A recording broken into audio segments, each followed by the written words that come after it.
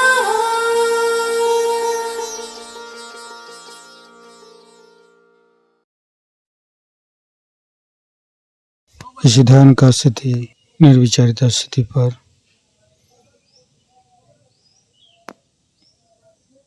परम चैतन्य अनुभव करते हुए